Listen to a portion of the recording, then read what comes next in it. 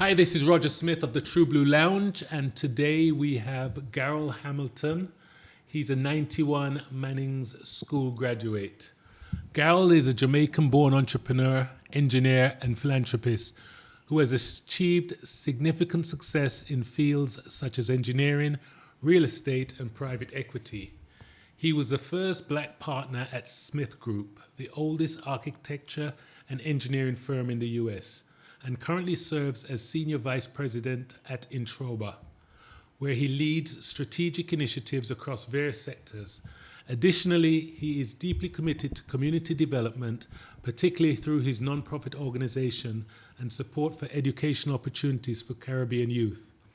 Hamilton was inspired to write Ghetto Youth's Bible by his own life journey from humble beginnings in Shaolin, Westmoreland, Jamaica, to international success. The book reflects his desire to empower young people from disadvantaged backgrounds by sharing life lessons and practical advice drawn from his experiences. His story of resilience and determination serves as a motivational blueprint for overcoming obstacles and achieving personal and professional goals. Boy, I have to take a breath after that. And without further ado, Garold, how you doing, sir? Doing great, man. Doing great. Doing great. Nice, You know, nice. I'm glad happy to you. be in the True Brew Lounge. Yes, man. Hey, if you were here, we have Jamaican tobacco for you. We have rum, Ciroc, anything you need. You know what I mean? So, All yeah, right. All yeah, right. man, yeah, man. So, Okay. you're a Okay. 91 graduate. So, did you play Yes. sports at school? Oh, absolutely. Yeah, All man. I right. was the captain. I was the captain of the Mannings Costa Cup team. And how far Um, did you guys go? we didn't advance to the second round, but we won a few games and we're formidable. We're Okay. formidable. I played a couple of years, for them. Okay. You know, and the team was formidable at that time. It's always challenging because during those times, Rossi's was the stalwarts, and winning a lot of titles during that time with the transplant of a lot of people from Westmoreland that went to that went to Rossi's. So So, during those times. So it was something must have been up for someone to leave Westmoreland to go to Russie's, if you know what I mean. You know? well, remember during those times, Mannings and still is, it's a beacon of academic excellence who, there's no shortcut. There's no usually shortcut to get into Mannings. After, so most of those guys were going to at the time senior school, which is Godfrey Stewart now. Um, and they weren't at the best academically. So Rossi's was kind of a fortress to take in those type of players. Some actually went on to do some good in academics, but they I think at the time was Mr. Neat and Mr. Jackson was kind of stringent. To actually get into Mannings after you don't, when you don't pass your common entrance exam. So, so they were able to take in most of those players, and they were very good, football players who went on to represent, Jamaica. Michael Graham, Donald Hewitt, name them. Mark Hagler Wilson. So there's really, they were really great football players. Donald Wilson was one of the player that we bought, which is Pussman, Okay. that went on to do extremely well for us. Right. Before, in 1986, so we benefit somehow from some of those players as well. But those players they usually come with a bit more academically advanced than others. Okay. So I need to do a little cognitive test on you, yeah? Yes, Do you remember first form at Manning's? yes, I did. Name me 5 young ladies that were in your class. There was Shalveen, Okay, one. Madan, that was a pretty, Indian girl, Kerry McLean, Carla Waterman, um, Jeannie Smith, Natalie Davidson. Oh, your I head's can still go good, on. man. Your head good, man. Yeah, Your head man. good. That's nice. Nice, nice. I need to know that. I need to know that, yeah. So tell me a little bit about Charlene. Where is it from, Manning School? So, Charlene is really behind Manning School. So Okay. Charlene is really between the two cemetery in Westmoreland. So there's State Cemetery on one side and Doyle is at the other side, and Charlene is right in the middle. So in my book I talk about this nestled between two cemeteries, which which in itself is, growing up, I always say, nothing. I'm not afraid of anything, because if I can basically live between two cemeteries, it really just showcase my strength and resilience, and the lack of fear, Right, right, right. to really travel those spots still. So that was, to be honest, Charlie, and I always call it, I used to walk through the cemetery to go to school. I used to literally walk and jump the fence, Wow. walk through Grace and Truth Assembly Hall, and I jumped the fence. And I remember I get into trouble a number of times to jump in the fence, because Mr. Coot used to, try to stop me. Everybody like to say, "Yo, you have to walk all the way around." Red coat you talk about? No, no, not Red Coot. Oh, oh, you mean Miss my teacher from Upper Brett Savannah? Yes. Okay. Hey, I'm not gonna call the man out of his I'm not name. gonna call I'm it. not gonna call him out of his name because I'm not gonna of do that. respect. Yeah, he was my form teacher, and I'm gonna tell you something about Mr. Coot. Yeah. Mr. Coot responsible for confiscating at least 15 of my table tennis rackets. Yeah. They were the Mark 5 Tiga, all my Nitaku balls, because we used to play a So, lot of table tennis. so wait, you used to play a lot of table tennis? Man, in So, my year, I was one of the baddest tape. There was about three of us that I know about, and I will happily say Dave Scott, yeah, Coach D Cup, the yeah, man, coach. Coach Scott, yeah, Dave Scott was better than me because yeah, him where have a house where he lived in Amity there, yeah, and yeah, in the garage was a yeah, table tennis table, and him about yes, 9 brother, and all of them couldn't play, so it went good. yeah, So when we were coming home from school, yeah, we'd play as well. So I used to play yeah. a lot, and I have to say, Dave Scott was Was having a well. table tennis table. What was part of it? So should I tell you that I became famous at Mannings for table tennis before I get famous for football? Wow. So where did you learn to play table tennis? So I used to there's a man called BJ Johnson right behind Inting Plaza. He has a son called Jimmy Johnson, and a daughter called Trisha Johnson. And I remember, like, as a female, she used to be very good. So I used to go to the for lunch every day at their shop, and they taught me to play table tennis. So after learning to play table tennis with them, there was a teacher called Devlin Sinclair, who was actually a world grandmaster in chess, and was a very, very good table tennis player as well. So he used to teach technical drawings at Mannings, and we used to hang out with him every day. So our thing is that he had a table tennis board there. We go and we play table tennis every day, daily. And I actually, uh, my first TV appearance was actually playing table tennis and winning the Western Under 18 title. At Mannings, the competition was played at Mannings, and I played in the Under 18 and the senior competition at the same year. So this is tremendous. We actually was 3 years in a row. We actually advanced all the way to the finals for national. Played Titchfield a couple of times. And one of my claim to fame is that I've never lost a game in any other competition that I've ever played. I played Wow. board one for table tennis and never lost a game. Super competitive.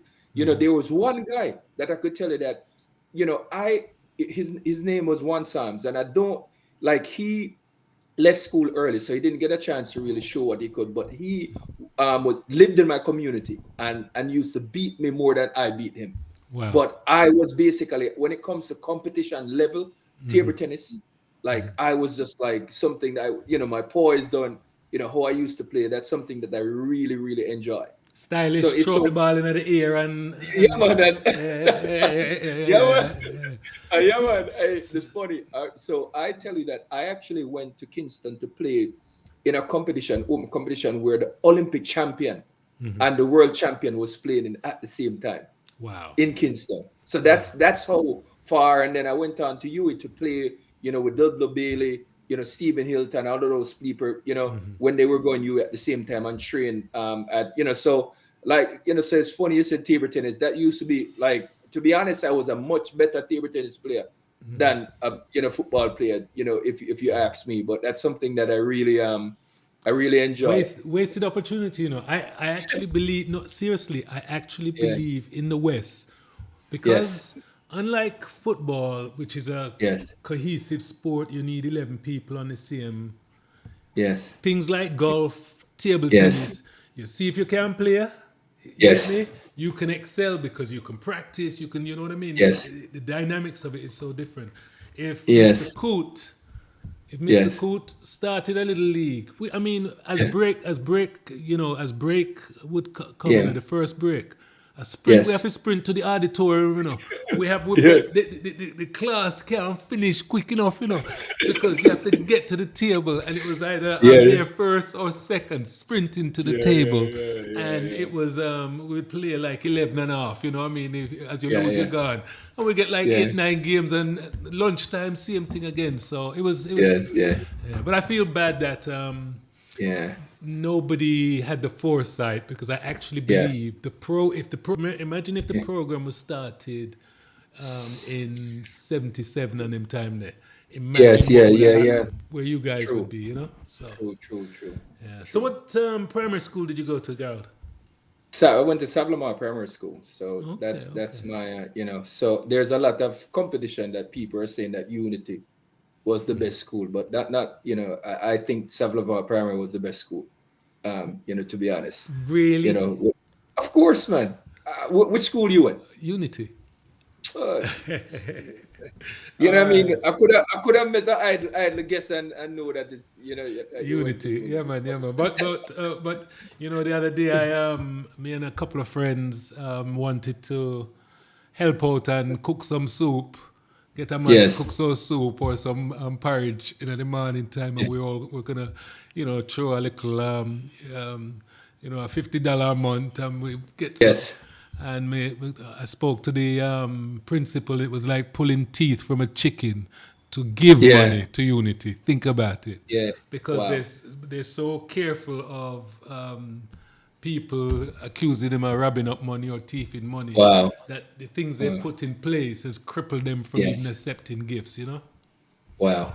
Wow. Yeah. So, but with to be honest, Savlamar Primary actually, I adopted Savlamar Primary on a 2 year that's extended to 4 year program about 2 years ago that we donated 10,000 US per year between my private equity firm Dequity and my foundation, DTR Foundation. So we're actually renovating some classrooms and putting partitions and stuff in classrooms. So I'm hoping to actually do a visit when I go down just to see the progress that's going on.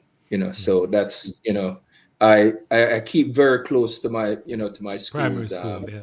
Yeah, People that think it's the really, high school where the big changes. No, seriously, it's the yeah, primary school, because you're yes, just of that age where you're finding yourself. absolutely, So those are absolutely. those are the critical ages. Absolutely.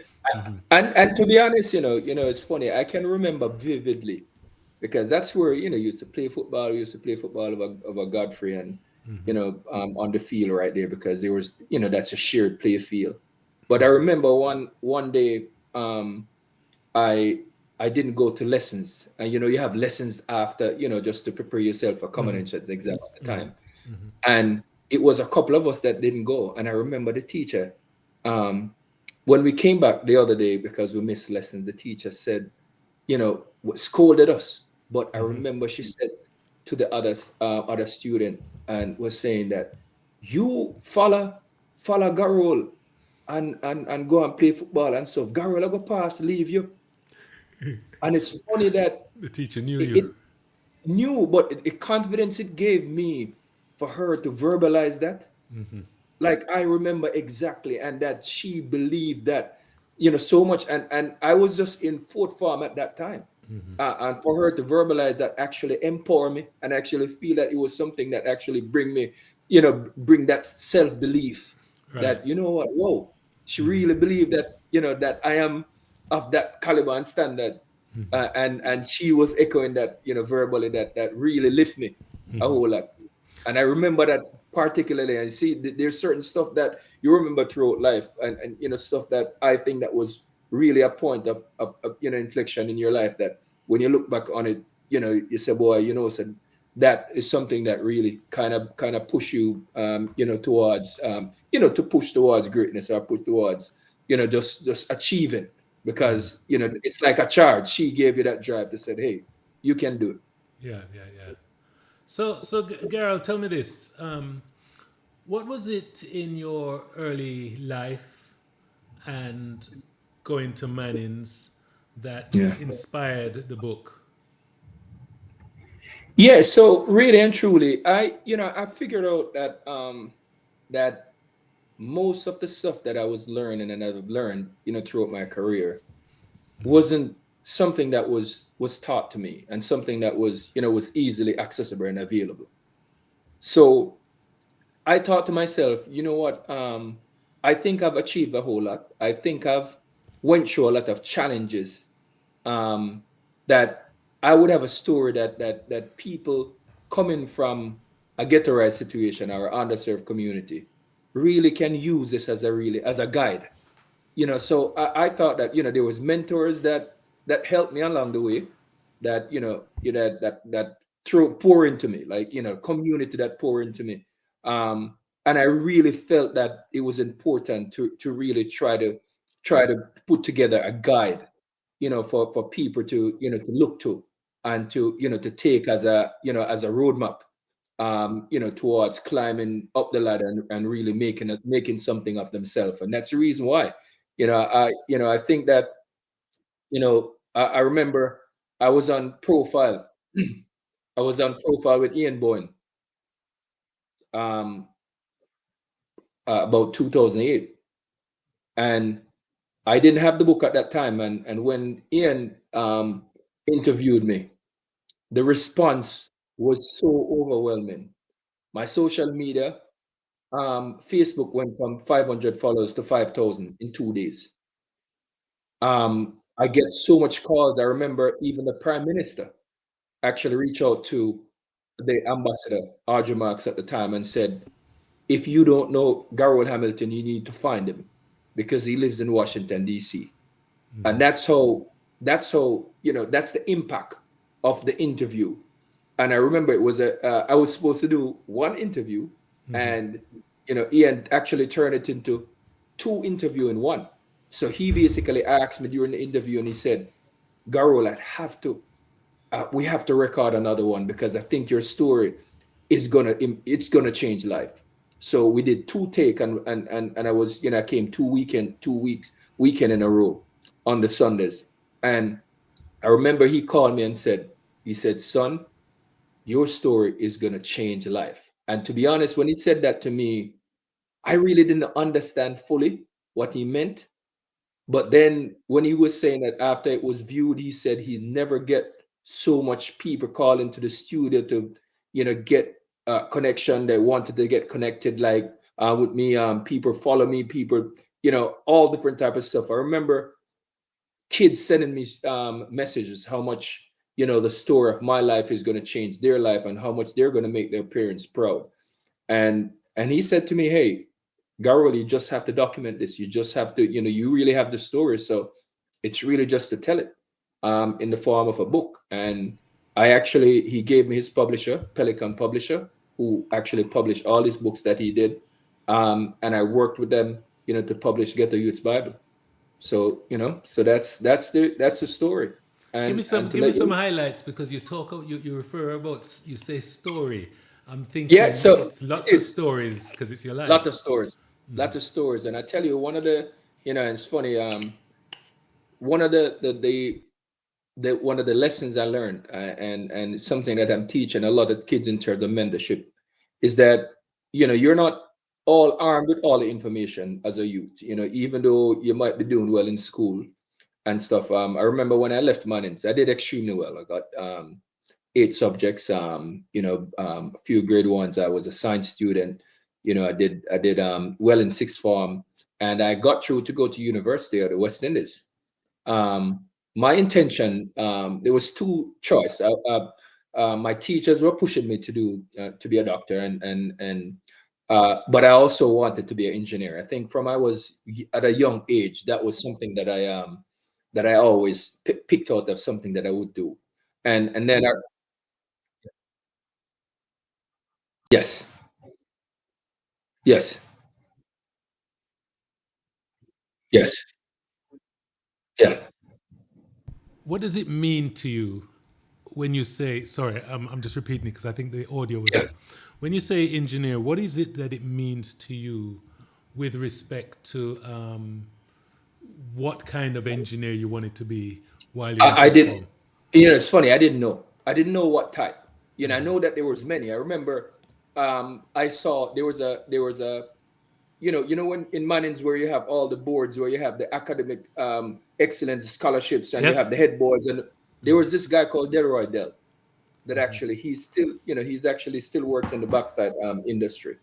That I actually met him and have his number, but I saw that he got one of the biggest academic scholarship and he went to Trinidad to do engineering.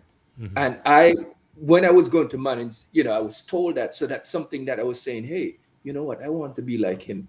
Whoever he is and whatever he do, I wanted to be like him. So I didn't really have a much information about engineering and didn't do a lot of research. I know there's multiple, many type of engineering. I actually did work with an architect one summer to get introduction to to drawings and stuff, and I used to do construction as well when I was growing up.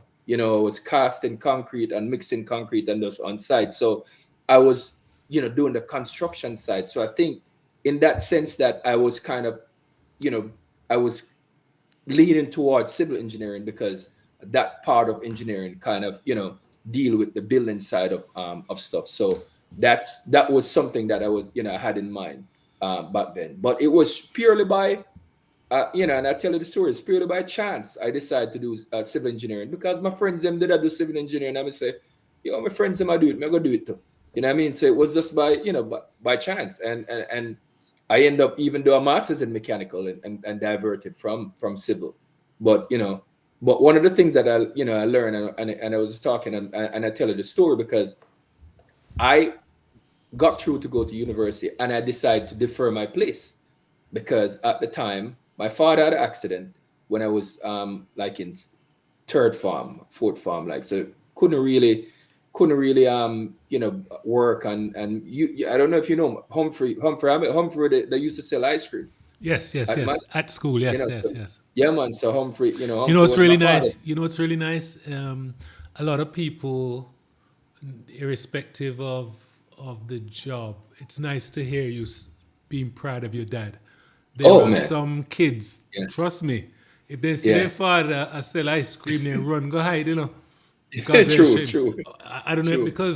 because remember, Yeah. we went to school with a lot of show off people, evil people, Yes. so Yes. Yes. Yes. Yeah. that was always going to be a rough thing to wrap your Yeah, head around. but but it's funny. But the thing about it also that with him, my father was so kind to everybody, all the students and stuff and everything. A lot of people even ask me, how does your father make money? Because he used to give us and give everybody ice cream, and even when we're hungry. I remember Steve McDonald said to me, was introducing me when I was doing a book launch in Toronto. He said, man, him shake him head and he said, boy, sometimes man just open my hand and he just give me a scoop of ice cream in my hand.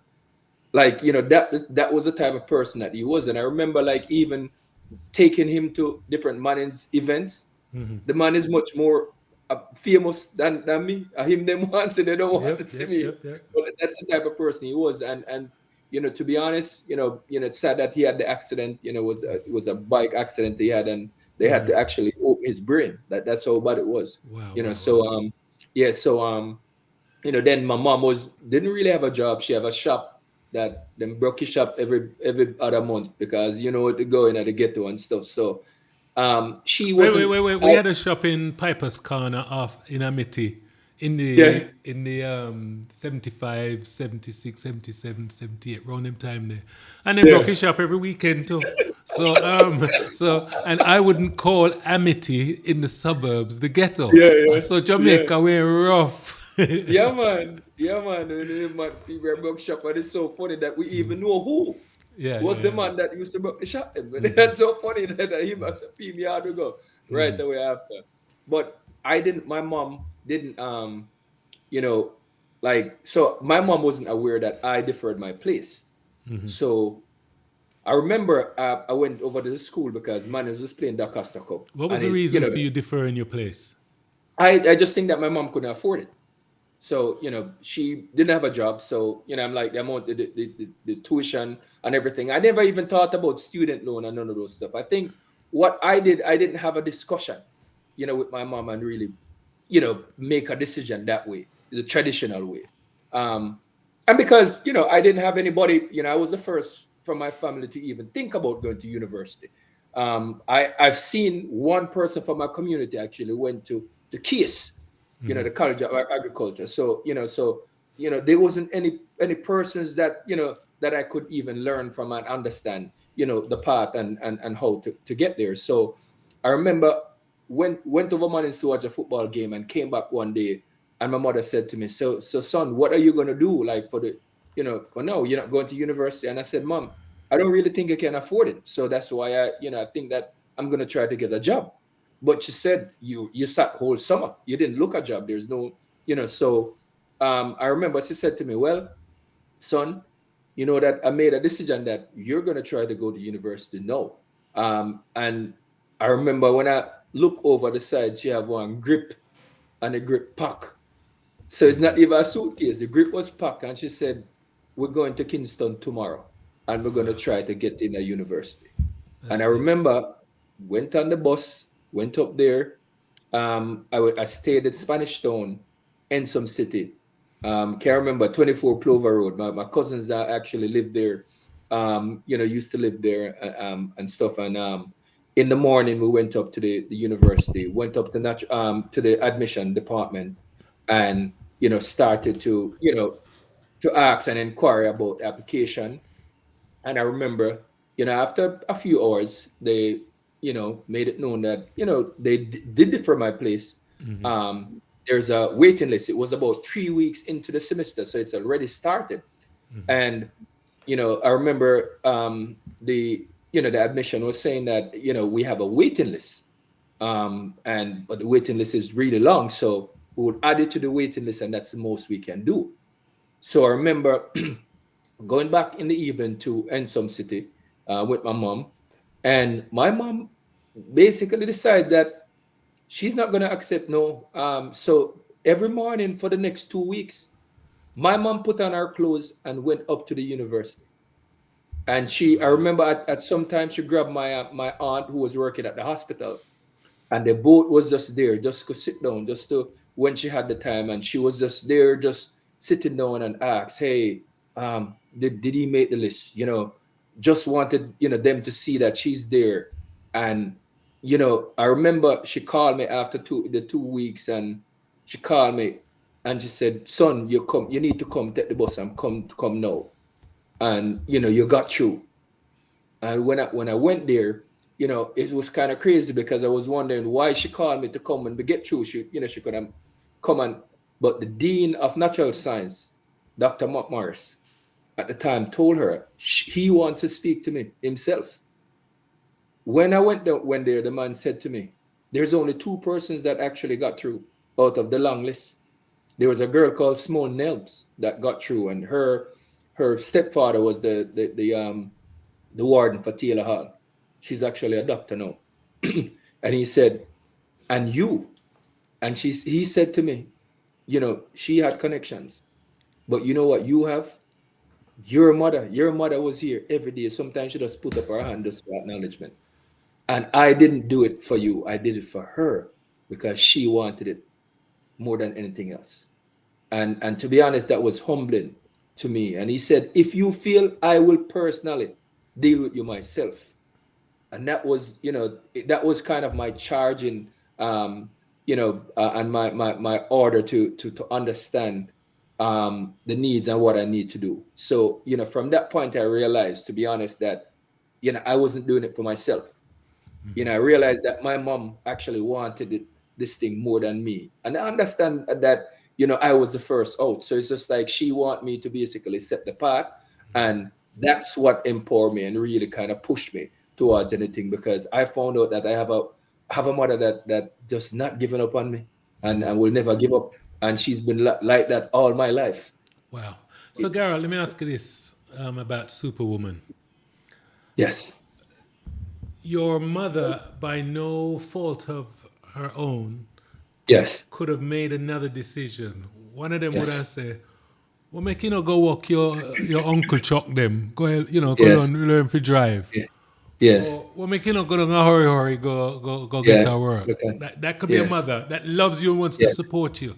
Why yes, did your mother go academia and was yeah, able to take her time off? What was yeah. it? How does your mother differ from other mothers in the Well, I mentality? think, it's funny thing. I think because of what she saw, my mother used to work as a helper in the same in some city, Plover Road, that I tell you about in Spanish Town, and all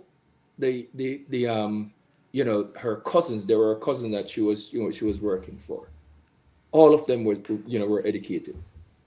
Like, they went to college. They went to sixth form, and they were a little older than me, but they were getting their degrees. So I think she saw that as, you know as a way of getting out of the ghetto, because where my uncle lived at the time. It wasn't my uncle, but my cousins, by distant cousin. um they, you know, quote unquote, like, was living in a residential community where, you would have thought that they're affluent and they've made it. They could do things that we couldn't afford. So I think she's seen that, and that environment, and being there for a number of years kind of gave her that kind of guide, to see that basically that's a way, that's some a way that you can actually, pull yourself by the bootstrap and really, lift your family out of poverty. And I think she actually saw that I was extremely smart. She saw that I did extremely well in school, and she saw the drive in me. And I remember one of the things that I realized that my mother would never say to me, said, you know, well done, like, or, you're great, or you're this and that and everything. My father would say that, but my mother was always trying to keep me on the level, keep me humble. She don't, to me, that's her ways, that not let my head swell. Just make sure that, you keep him honest and keep him humble, so that he can understand that there's always more and that he can work harder. But she's always, I can see the beam in her, eyes, when people talk about me and stuff, and she talks about me when I'm not around, for me not to, not to feel too swell-headed. So it's really, I think it's a surrounding that she actually get exposed to, that she decided that that's the solution. Wow, you don't know how touching that story is. I would never have thought in my 59 years of life that I would hear a story about a mother pouring her love into her son and him achieving just by receiving. You know what I mean? Yep. I know it sounds Yeah. weird, but it's not Yeah. nothing I've thought of. I think of Yeah. confidence and roaring, and because you Yeah. have a lion in the house. You know what I mean? I Yes. think of Yes. empathy because you have a Yes. mother in the house. I never Yeah. think of that female energy allowing you Yes. to you know explore all the dimensions of Yes. life just by her Yes. tenacity and everything. I never Yes. and maybe it's because your mother's very special, because it's Yeah. you can argue that all women have that in them, or you Yes. can Yes. argue this is a very special lady, so No, she is a very different lady. One of the things that, and I wrote it in my book also. I remember when I was going to UA. Imagine this lady is not working, but she used to sell everything. She used to sell bug juice. She used to make grita cake. She used to make bulla, everything. Like, she's industrious. She will find a way, to get money. And I actually, my grandma passed on January the 8th, and I was able to read her eulogy, and I realized my grandmother was the exact same. You know, so it's just like it's a generational thing in terms of DNA. Is that tenacity and that fight and that trying to, what it said, turn hand and make fashion. Yeah, yeah, yeah, Like yeah. they were able to do that. And I remember when I was at university, my mom used to bring 12 and a half pound, I can't remember, 12 and a half pound of flour, 12 and a half pound of sugar, 12 and a half pound of rice. We used to have it in my small all and stuff. And then my mother used to fry chicken, and she used to fry the chicken them and put them in a one container. And so the only thing we have to do is just basically excavate it and cook it down and stuff. I remember I used to have more food than everybody. People used to come to me for food. That's how crazy it was. And I didn't, I didn't have a parent, would I give me the money, but she makes sure that me have. I remember my virgin them. This is so crazy. My virgin them, when I had class and my mother would be coming up because she take the bus all the way and she walk from downtown, come all the way and take the bus go Papine and walk from Papine come all the way across UA. Um, and my virgin them used to, if I'm in class, them go meet her just for help her.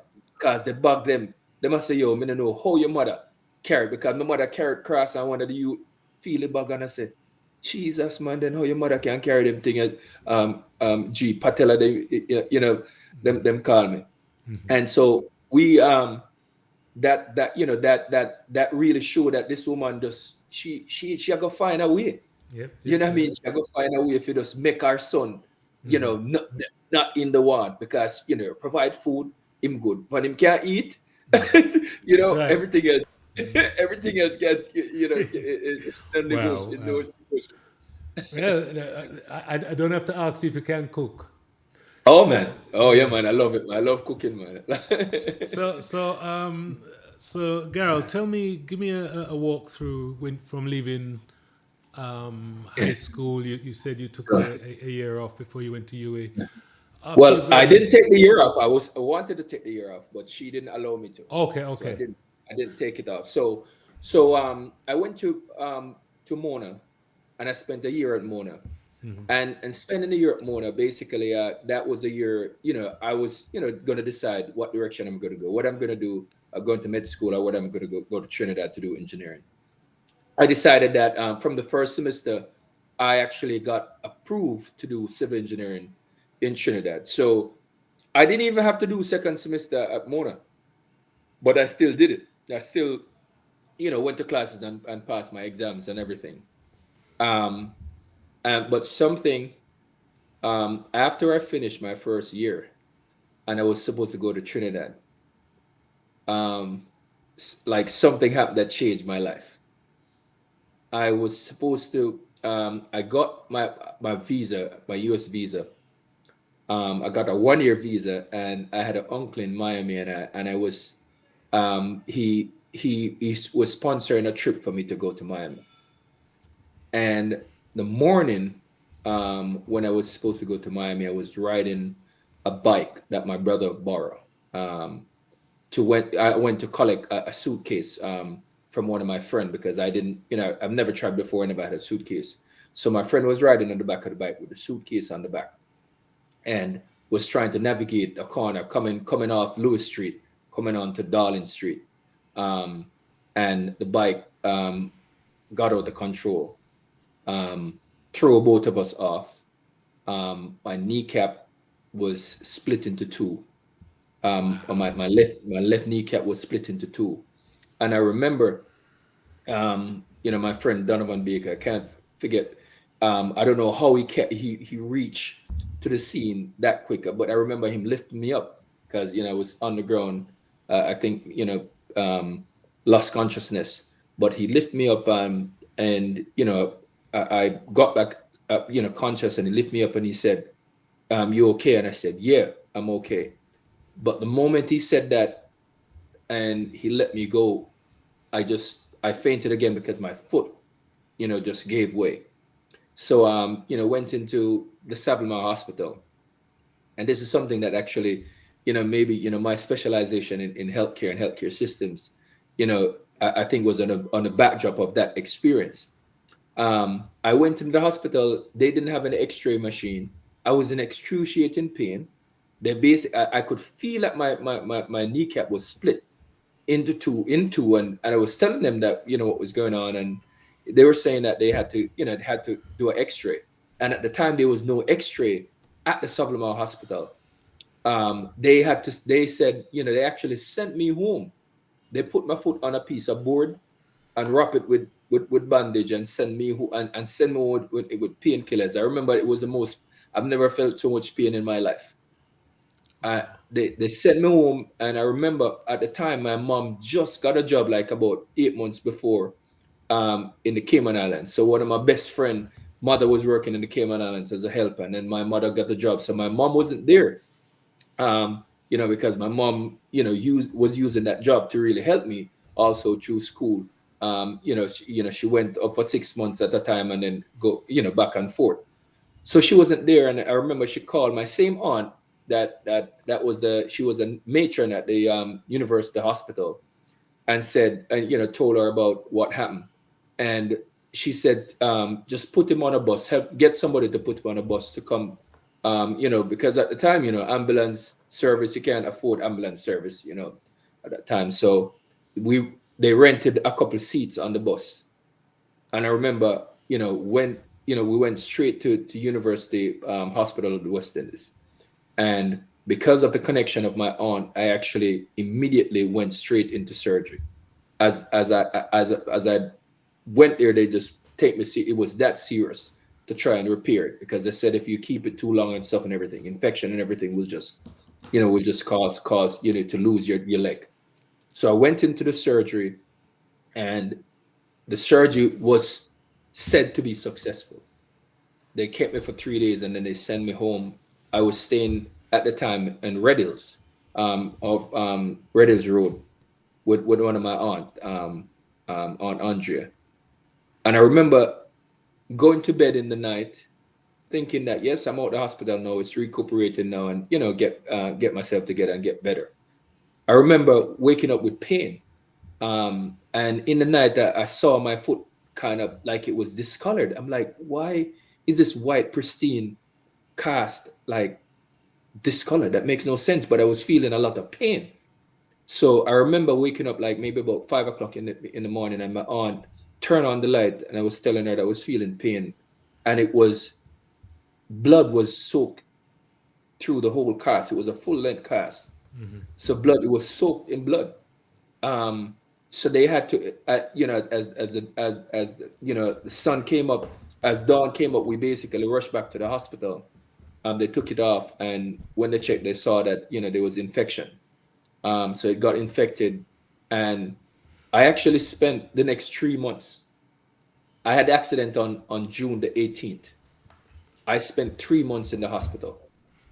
I had 11 surgeries, and it was just like it just couldn't, they end up take out my kneecap because they couldn't repair it. They tried to repair it, all different types of stuff, infection setting, and they tried every antibiotics on this on the earth, and it was just not going away.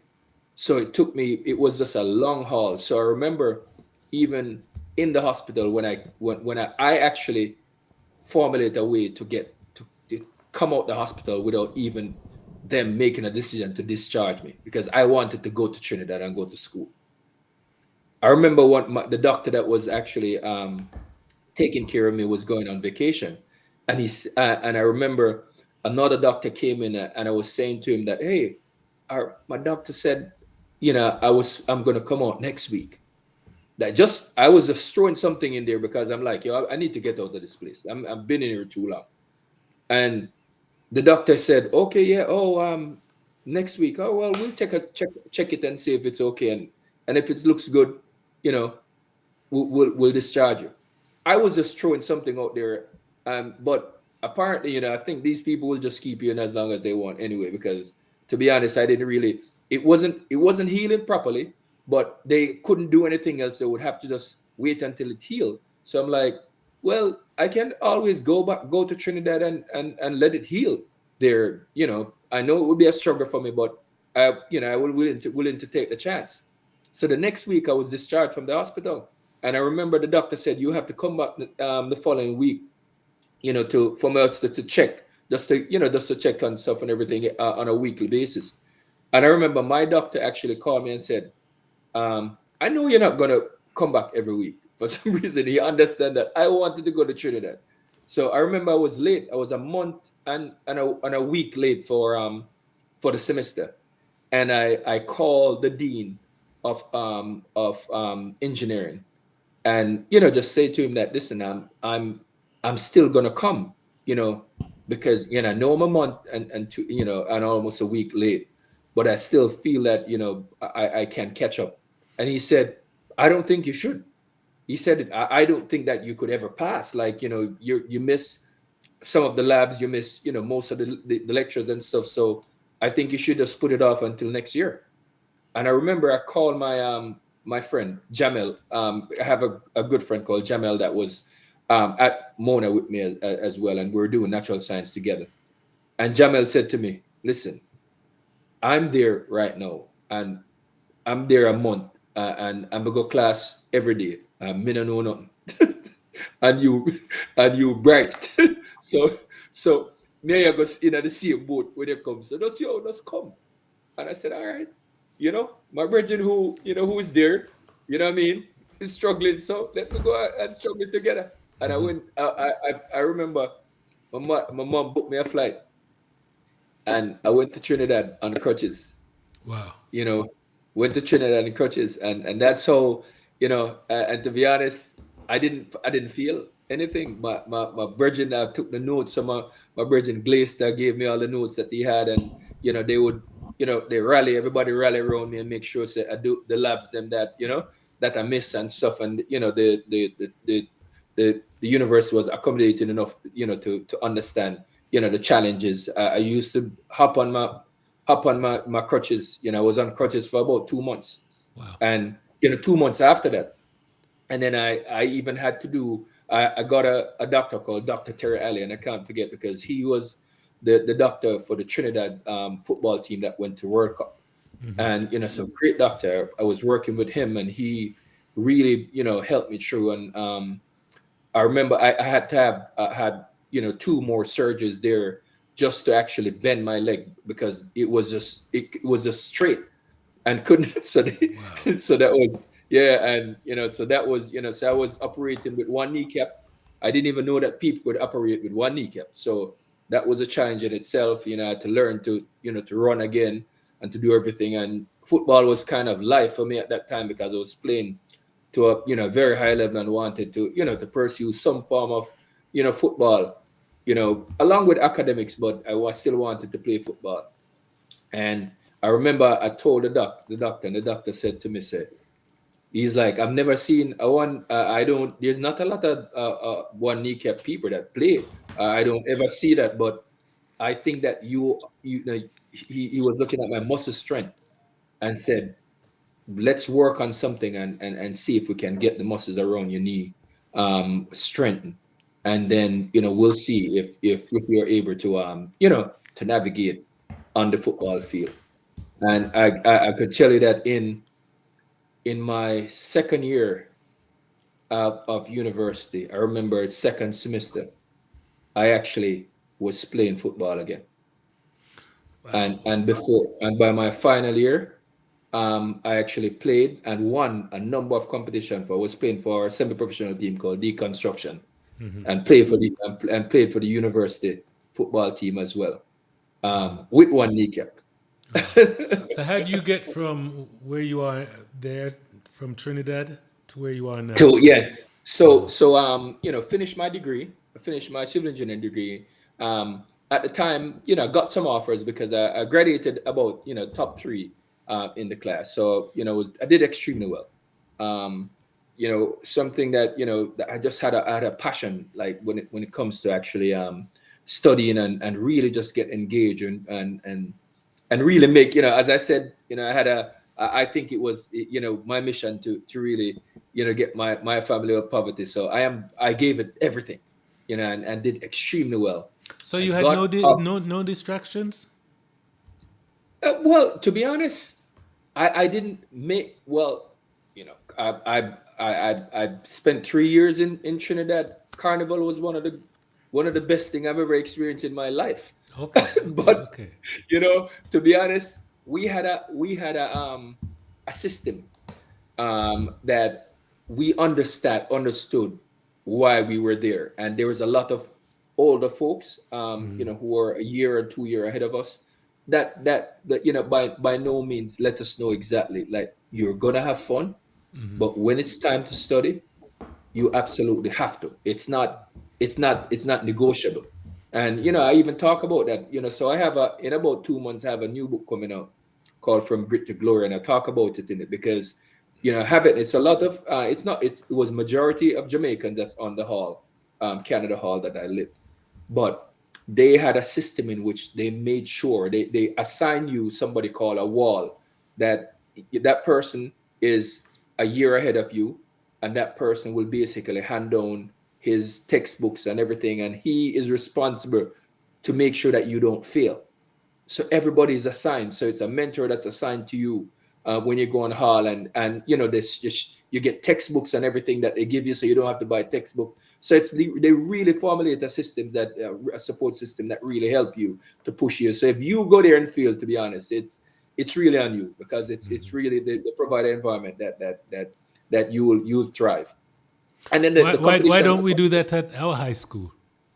I don't know. You know what I mean? And to be honest, I actually, when I was going to Mannings, that's something that I actually saw at Mannings with with Morrill and Beckford, that late Morrill Bedford was a lawyer, and we call him Pooh Stalker, but this other guy that was one of the best math student in the University of the West Indies history, and he went to Mannings.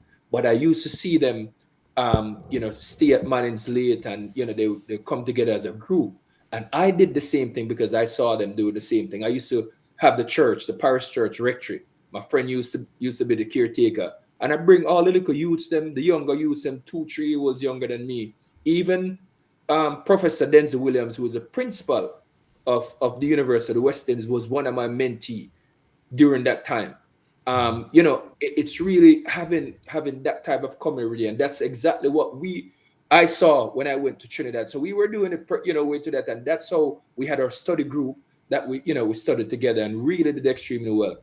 I got the job for JPS, and I got but the situation is that once again I was at a crossroad, because I didn't have anybody in Kingston who have any accommodation apart from my aunt and stuff. And my aunt did live in an era where, to be honest, I couldn't really. Well, I shouldn't. They used to tell me that don't go out on the road and stuff and everything, because it was a bad area. So I had kind of reservation and stuff. And then my professor, I remember my professor, Professor Harry O. Phelps, said to me, Gary, I remember he said, don't leave university before you talk to me. And I remember I stayed back. I stayed back a little longer. Um, JPS wanted me to come earlier, and professor said you need to stay because I need to. He went to England, so I waited on him. And I remember when he came back, he said to me, I want, because them called me teacher spit, because he was teaching structural engineers. He was teaching mechanics of fluids and environmental engineering, and like his classes, like by far I'm always a top student, so he always like look out for me. And yeah, I remember he used to ask the class, he used to ask class, do you understand? And then he used to turn and said, Garold, do you understand? And everybody used to be so upset, but it's what it is. The guy was a great guy, and was a good friend. So he said to me, he wanted to talk to me in person before I leave, and he said, hey, whatever you're doing with your career, and don't stop. Like, I think you have amazing potential. I see the reason why I actually, um, you know, I look out for you, because I see myself in you. And I remember he said that, it was just like so profound. And he said, if you get the opportunity, you know, go to London, go to London to further your studies. And it was just by chance that my mom actually got the opportunity, because she was living in the Cayman Islands during the and the Cayman is British passport.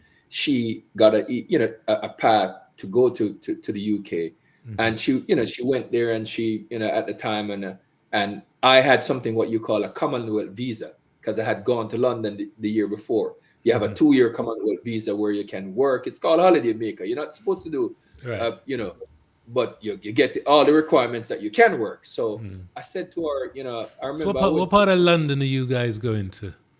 so I went to North London. I'm So from Tottenham, so well, just down the road. So I was, you know, I was just, I lived at Edmonton Green, but I live upper Edmonton also. My mom lived on 72 Henley Road, just just close to the roundabout that what you call that roundabout again? That but close to North Middlesex Hospital. okay, okay. Yeah. Right.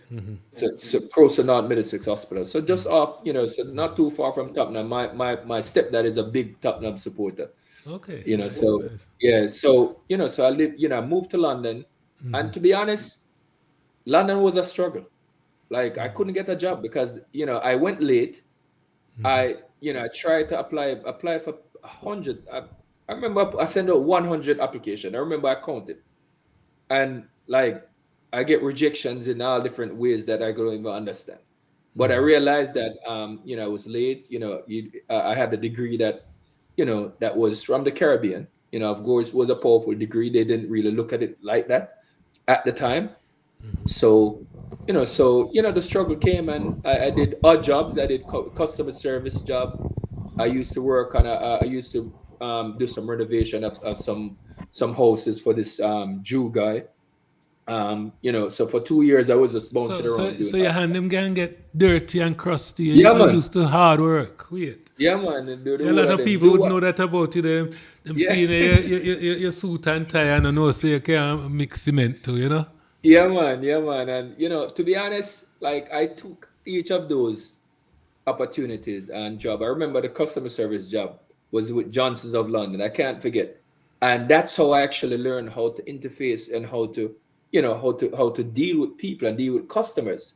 And also customers, irate customers as well. So challenges customers that didn't get their magazine delivered and wanted to call and curse. And I remember having the opportunity to really calm people down and having a dialogue with them and asking the right questions and really something that even that helped me in to gain my current role that I'm doing and my role in the industry in terms of business development, client management, and all those stuff that a lot of engineers are not good at. So a lot of people look at me in the industry and said, you are not a traditional engineer, you are a people person. So I see all those those opportunities actually gave me the actual tools that I need to do what I did. So I did that. I remember after 2 years I put I saw I was reading the Evening Standard one even coming from I was doing a training program with British Gas, another customer service job. So it's from one customer service. I was with British Gas, and I'm reading the Evening Standards, and I saw a job, junior environmental engineer, and I said, yeah, this is exactly what I want to do. So I remember I called Tucker's Constance, and they called me for an interview. When I went for the interview, I remember, it was a great interview.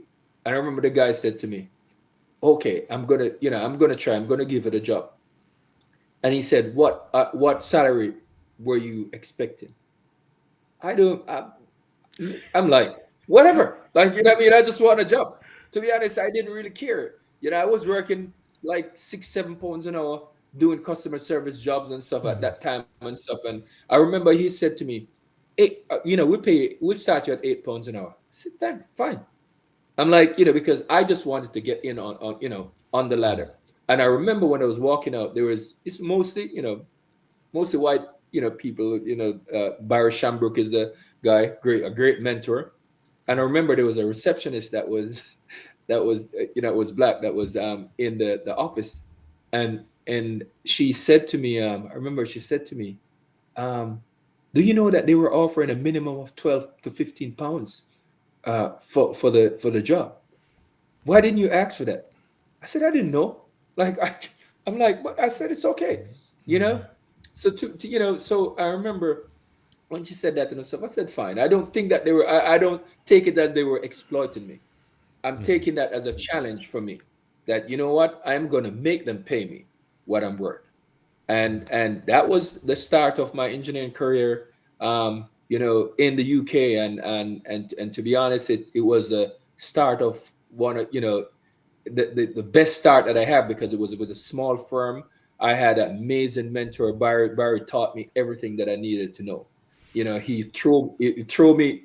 I remember he threw me into some meetings at a young age that, man, all my foot them used to sweat. Me can't, like, me nervous, all different type of stuff and everything. But Barry, when I come back, he's like, man, it's okay. If you don't So, know, just tell him. so I'm gonna pivot a little bit. Yeah, Tell me, I want to know your thoughts about this because I'm getting this yeah, vibe. yeah, Barry was Caucasian, yeah. I yes, get I get the impression that you have been in a lot of spaces and have got jobs by purely your own merit. And I believe a guy like you, when you hear about DEI and people needing yeah, a leg up, you always think, I hope people don't think that's yeah, how I got it. Now, don't get me wrong, I would yeah, never fight down a system that is helping yeah, equity and whatever needs to yeah, happen. But when it yeah, comes to me, I don't yeah. want the easy way out. Don't you ever Absolutely not. dare. Yeah, and I don't believe that it should be.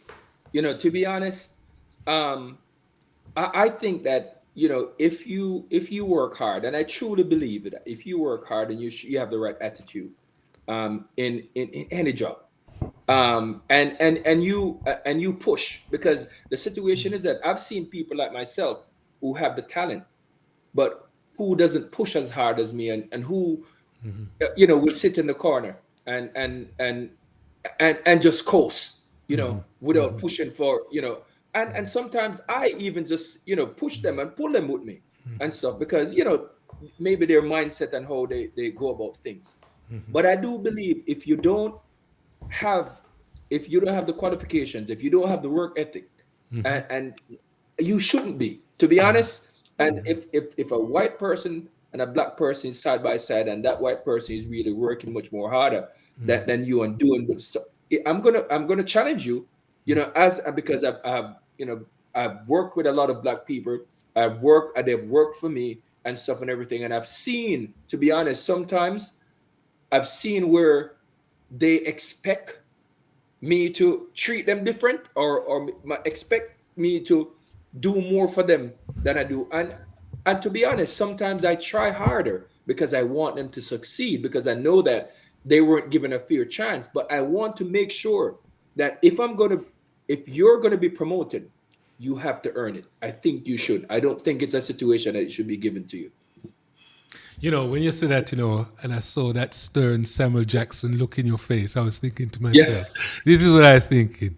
Boy, you see, even the white man was gonna treat us even better. See a black man here now, him a hold my standard higher Yeah. than it needs to be, just to Oh, prove a point that I should be no, better.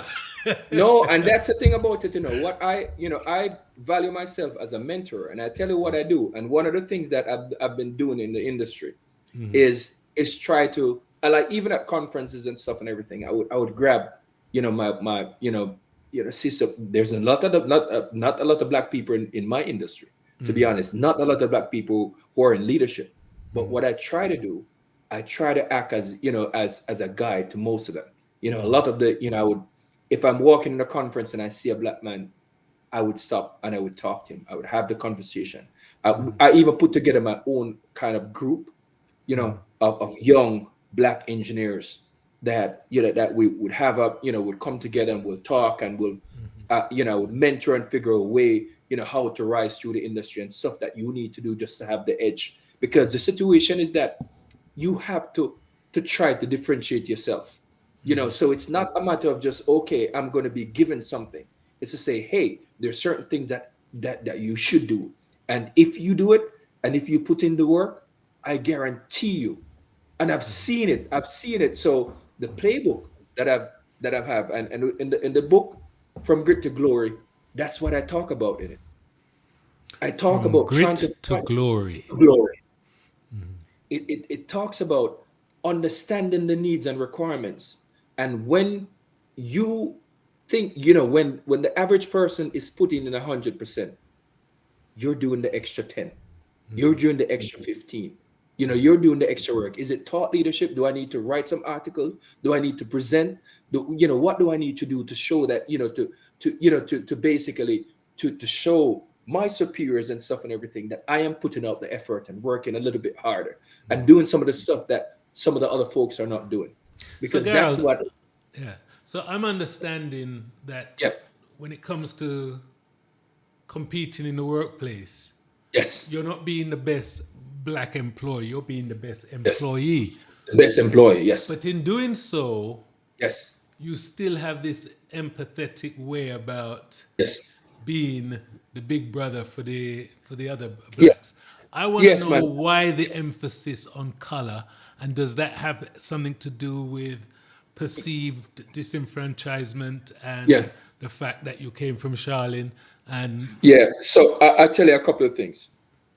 I've seen, I've been into the boardroom and the management teams, and being, I remember, being at SmithGroup, being the first black partner um there. I remember being in the, being part of the leadership and the management group where they're selecting, people to, to promote to associate and principal.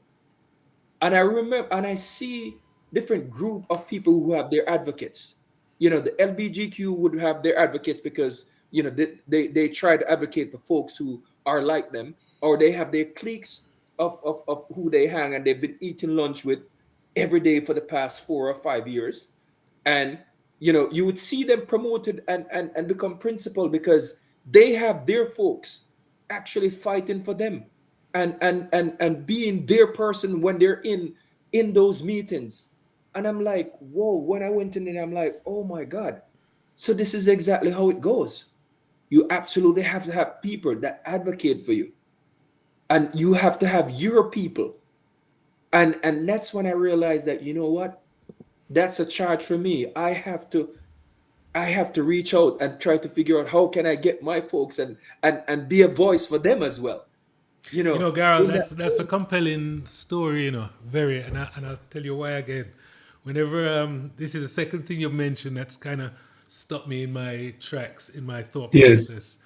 You know, I would have thought that getting together. So a lot of times, you know, you'll see a group of black people in a Yeah. workplace environment, and you say to yourself, "Well, I don't want to go to that corner there because I don't want Yeah. people to think me miserable like those people." And Yeah. you Yeah. Yeah. tend to want to interact with everybody. But what Yes. Yeah. you're telling me is, if you Yes. find your tribe, and your tribe Yes. can grow Yeah. with you, and Yes. there's positivity. You can climb on each other's back and reach anywhere. And I learned that today, and Yeah. I wanted to stop you and tell you that because Yeah. I've And never looked it's at funny. life like that. Yeah. And I've seen it in that way. And it's funny. I have a group of, friends who are leaders. Actually, I'm gonna. There's a guy called O'Neill, Gale, that I wanted to talk to as well. He's the CEO of Lauren Engineers. O'Neill is one of the, top engineer, but doing extremely well. O'Neill even opened my office in Jamaica now, just to help the Jamaica, and I hire like about 20 engineers and paying them US salaries. Wow. That's how amazing it is. But we collaborate together a lot. I find people in the foreign moods in the industry who I see who are not getting the best chance, and said, O'Neill, you might need to grab these, folks. But that's how, I remember there was a Jamaican guy at Smith Group.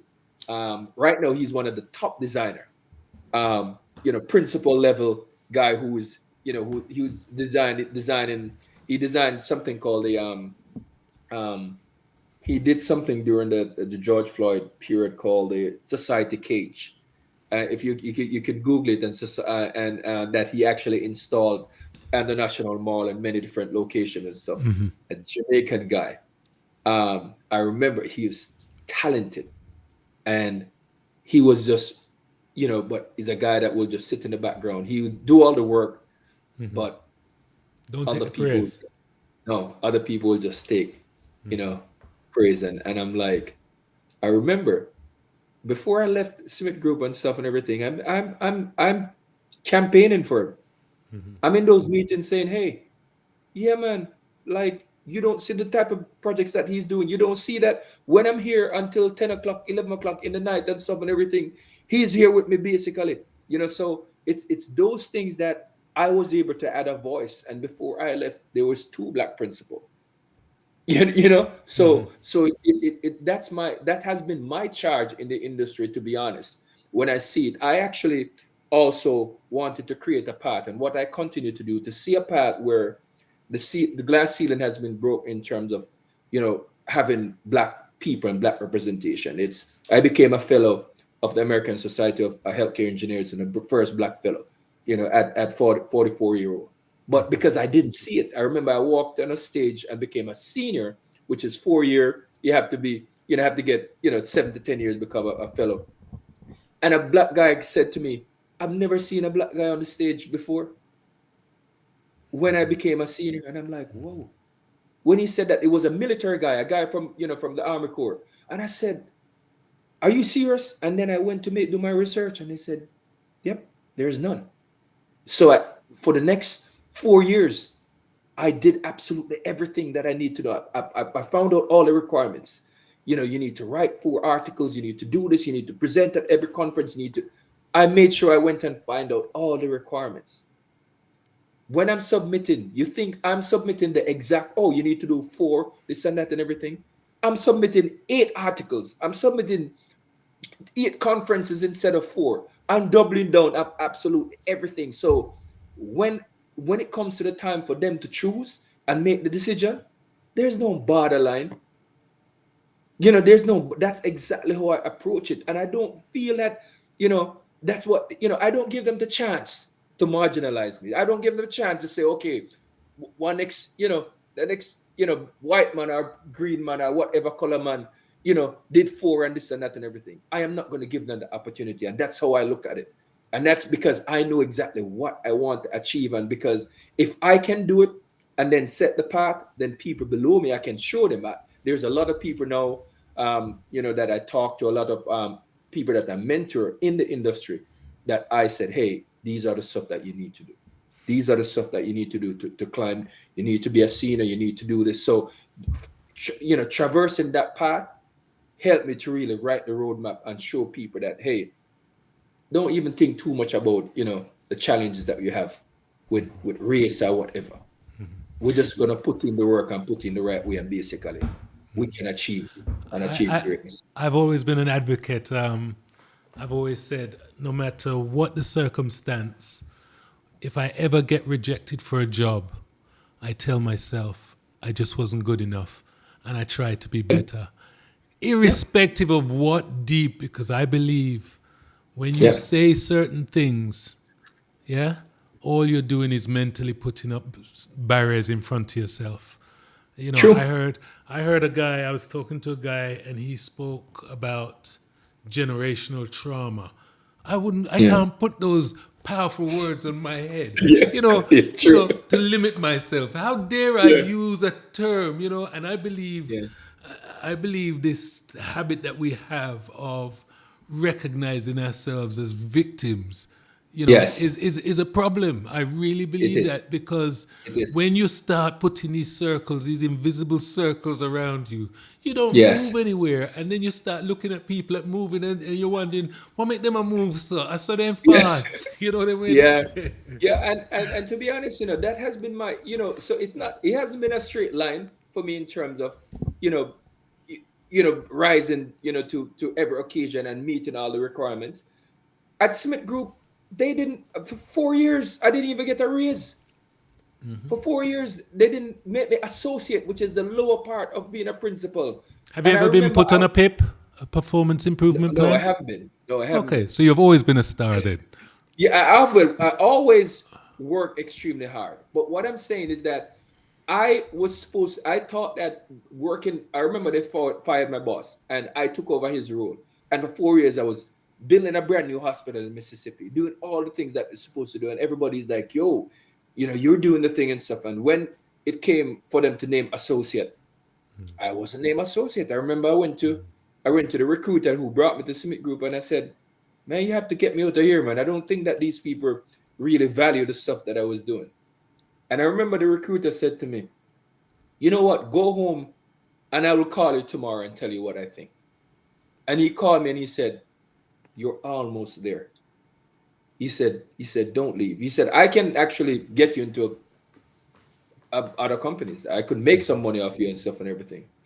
But I'm going to tell you that, the way the folks talk about you and what you're doing in the industry, you're almost there.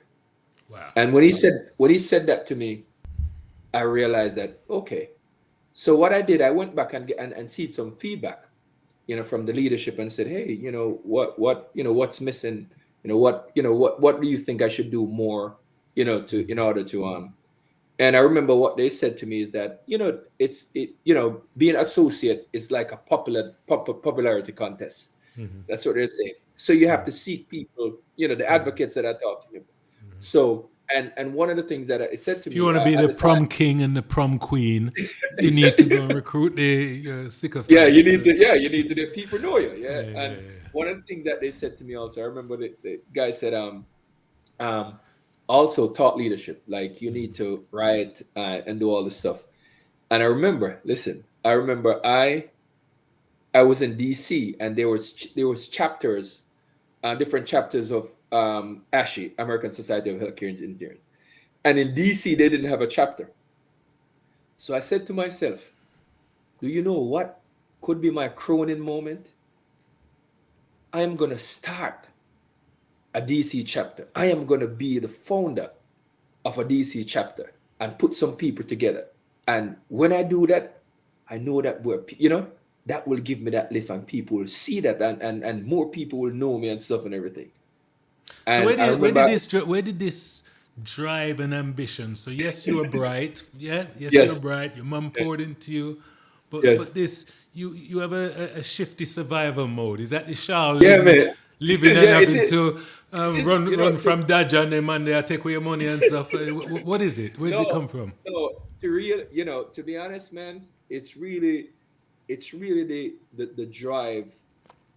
I really set out, and I'm telling you, and with it, no joke. I realized that my community built me. I realized that these people pour into me. Like I remember when I used to play for Mannings, may have a whole stand was my was all my fans. Them come visit me. I have to go and salute them when I played. And these people, I remember when I was in the hospital, When they you say took your fans, you're talking from like my all of them come from community, Shaolin. Shaolin community, and not only Shaolin, like Is that the young those them, Dodger them as well? Daja, yeah, Daja was right up the road from me. Daja was in the Okay, same, because guess yeah, what? man, When he was playing, he yeah, had that same people. Them it's they the now same, they don't pay if you yeah, come in man, a game. Then just yeah, walk through the man. back, just walk through It's cemetery. the Them come. same. It's the same people because Daja is from my street and the same type of people. Them and it's that we have that type of. They gave us that type of belief and lift of us up. Lift us and let us believe that we can do something. And one of the things that I remember, and I tell you what, something that changed my mindset and let me force me to say, you know what, I have to take care of these people. I was in the hospital in Kingston for 3 months. These people, some of them don't even have money to put food on the table sometimes. And these people rented two bus from Savlama, from Shaolin, and come all the way to the university hospital. Most of them never got Kingston in them life. Come to actually look for me in the hospital. Wow. I remember that, and the day that they came to look for me, I did a surgery. I did my seventh surgery. After surgery, post surgery, they usually give me the medication, petadine, that make me sleep. Every 4 hours, you bawl for it because you're feeling the pain. I remember I tell the nurses that I don't want any pain medicine. because my community did come and look for me. And the whole of them, I remember, it was, them just coming up, couldn't come, everybody couldn't come in at the same time, and them just come and congregate at my bedside, and them want, just talk to me and just lift me.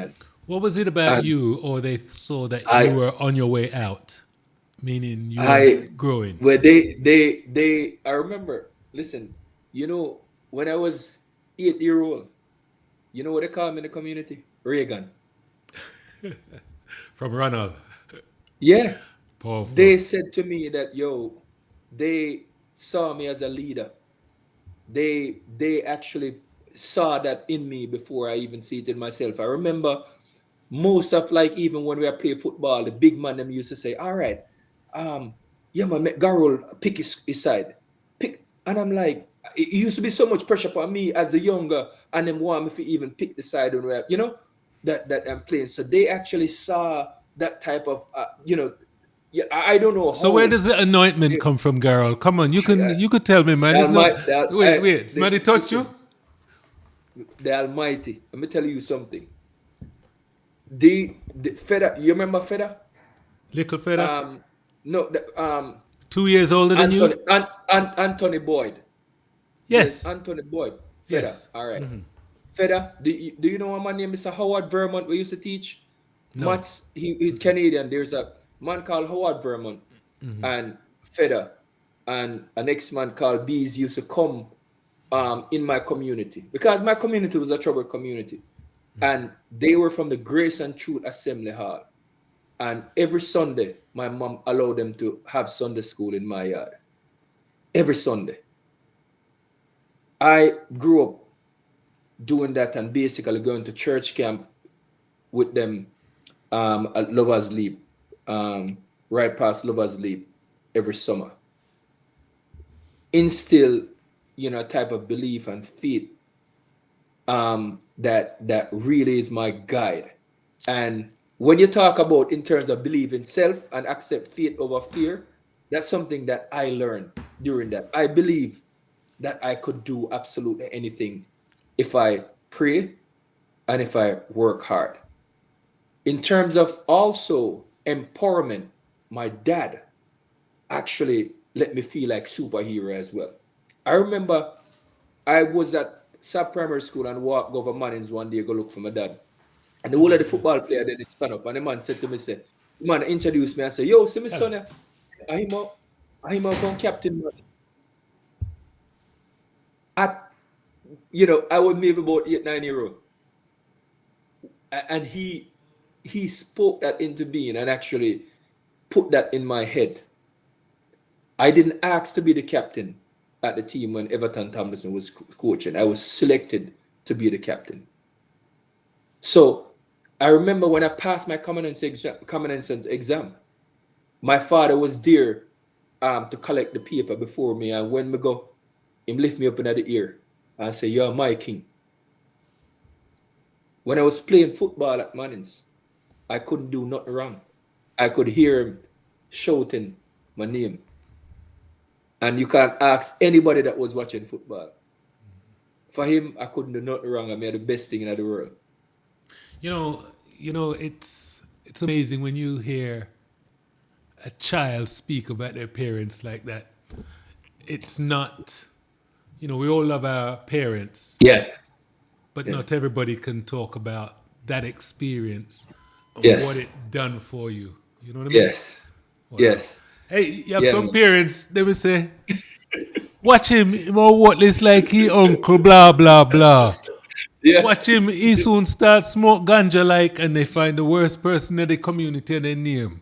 yeah, Watch him, yeah, he soon, that's yeah, all. yeah. And that was natural. So Yes, I don't know yes, yeah, how yeah, we all come from the same plantations, but yeah, it yeah, looks yeah. like some people had a roadmap because Yes, irrespective of yes, the humble beginnings, yes, yeah. And I found, as I tell you, it looks, so I actually, when my grandmother died and I was able to actually learn more about her, I actually just insert a section in the book about her as well.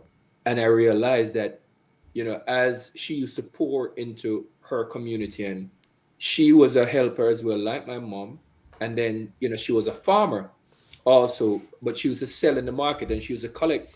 She used to, everybody used to bring the food and everything to her to sell, and she used to basically make sure that everybody is paid, making sure that she bring back gifts and stuff for people in the community that didn't have it, or didn't. She used to make sure that our kids them are taken care of, but she used to give give away more than basically, give away the stuff, the excess that she have to people in the community. So it's like it's really the foundation. And my mother came to do the same thing. My mother used to feed the whole community, and everybody loved it. My mother used to be like, even people, I remember when like different people used to be sick, some of heart disease, all different type of stuff. My mother used to take herself and take them to Kingston, because I have an aunt at the hospital, that was matron at the hospital, just to help them. So, to me, these type of blessings that I've been, able to, to actually, I said it's the blessings coming from them that I think it's falling on me. And basically, I know that in my DNA, I actually feel the same way about empowering, about lifting people, and about helping. And I think that's even some of my, my superpower with respect to my achievement also, because I feel like that's a really intricate part of it as well. Hey, Garold, I'm going to go through some short, and they're going to be short answers from you, fire Yes. questions to really get to know you, yeah? So, Yes. what's your drink of choice? I'm a Scotchman. What I'm a type? Glenlivet, Okay, me 15 too. year. Me too. Glenmorangie, Glenlivet, Glenlivet, yep. anything from Yeah, man. the Glenfiddich, anything from the Yes. Glen Mountains. Yes, sir. Yes, All sir. right, all right. We'll have All a right. drink. We'll have a drink. What about food? Boy, I can't saltfish, me. I can't saltfish, man. But oxtail, me love oxtail too. And when you're in your work environment with Yeah. your peers, and you go out Yes. to dinner, what's your go-to? Salmon. Okay, with what, like Yeah. potatoes? Well, right now I'm staying off the carbs. So I'm doing much more, broccoli and cauliflower, and more the greens. That I remember, I went to Jamaica. I ordered it. I'm a virgin. Said, "You eating that, man?" So what do you mean? He's like, "That can't taste good." He was just like, no, man, it does. It's Jamaica. You have to have the rice and peas or this Yeah, and that and everything. food or yeah, Mark. When you Yeah. cook, what's your favorite? What's your go-to? My go-to, you know, boy, I cook so much stuff and everything, but I have a famous barbecue chicken that I do, that has been a hit for a number of years. I remember I cook it. My late brother, passed away a few years ago, was a chef, and I remember I did it. I did it at How much older or younger was your brother? he was a year and a half, almost 2 years older than me. Sorry to hear, brother. Yeah, yeah, he passed during the pandemic. Yeah, so at university, I actually cooked at our valedictory dinner. I was the head chef. That's how, Oh, so you and can't cook? yeah, man, I did a pineapple. I did a pineapple barbecue chicken where I blend the pineapple and stuff and everything, garnish it.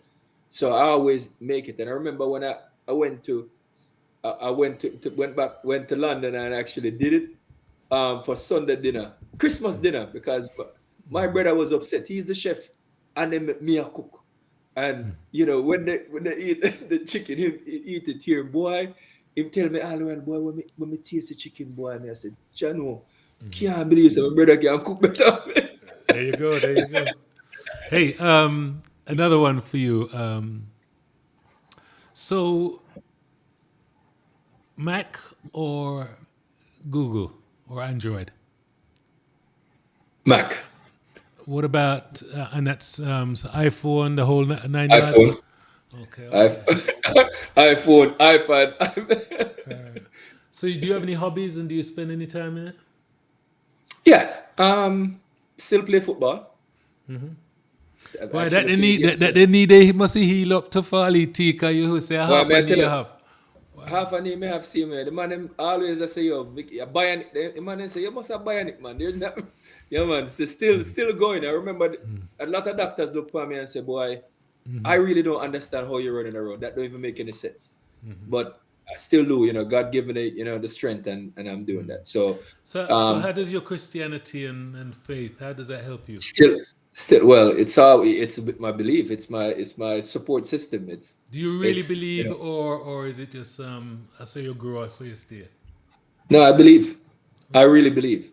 I really believe. I believe that and to be honest, I believe that the goodness in a person, I call it the fineness of thoughts and mind, and really accepting, and I talk about it, accepting faith over fear is how I live my life. So it's more seeing. I don't, I always tell people I don't see glass as half empty or half full. I feel that you can fill it at any time that you want. That's just my mindset. I feel that if you do good, it will always come back to you, and that's part of what else you believe in God or believing in a higher power and stuff. I believe that that's what's connect you, and that's my core, and that's my support system, and my value system that I travel with. Okay. You got any hobbies? So as I talk about it, so I like to read. I'm a avid reader, with much Fiction more or technical stuff?